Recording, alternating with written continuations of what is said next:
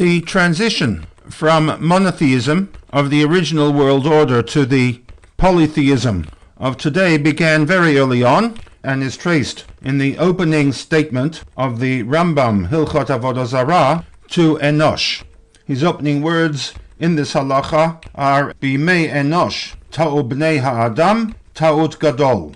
Mankind as a whole undertook a policy during the times of Enosh, a policy that was a great mistake. And the wise men of that generation gave thoughtless counsel.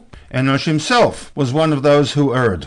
Following the Cain-Hevel incident, a third son is born to Adam and Chava, whom they named Shet. In turn, Shet had a son, identified as Enosh, and in Bereshit 4:26 we are told that Az Huchal, Chet Lamed Lamed, to profane, that at that time God's name became profaned, Likro B'Shem Hashem, as mankind began calling humans and objects by the name of God. In other words, they applied the concept of an all-powerful being also to God's creations, and worthy of worship. Paraphrasing from the translation of the Rambam text, their mistake was as follows. They said God created stars and spheres with which to control the world. God placed them on high and treated them with honor, making them servants who minister before him. Accordingly, it is fitting to praise and glorify them and to treat them with honor as God had done.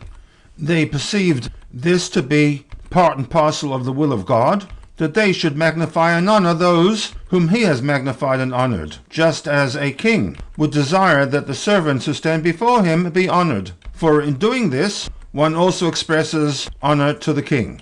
With time, this morphed into a situation where they began to construct temples to the stars and offer sacrifices to them, pagan worship. They would praise and glorify them with words and prostrate themselves before them, because by doing so they would, according to their false conception, be fulfilling the will of God.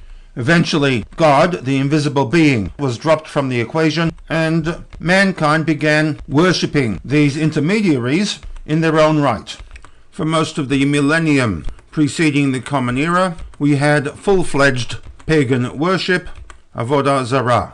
As man evolved, so too did his belief system, and pagan worship morphed into the gods of the Greek and Roman period, who became representatives of spiritual forces with time.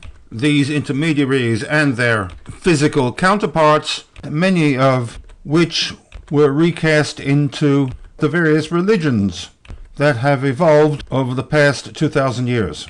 Yitro, the father-in-law of Moshe, is also described as the Kohen Midyan, and he is the first individual recorded in the Chumash narrative to have intellectually rejected the worship of all intermediaries. This is not a blind faith situation, but as the Chumash testifies and places into the mouth of Yitro, Ata Yadati, I know, an intellectual exercise, one that has been well thought through, that Gadol Hashem Mikol HaElohim, Elohim small g, referring to the gods that the nations of the world worship, who, as the Rambam notes, are mere intermediaries through which God interacts with the world, that the only true being worthy of worship is HaKadosh Baruch Hu. This being the second aspect in praise of Yitro, embedded in the descriptive Kohen Midyan. Kohen in the secular sense, a leader, a head of government, that he gave up a life of luxury, honor and prestige to join Bnei Israel in the desert.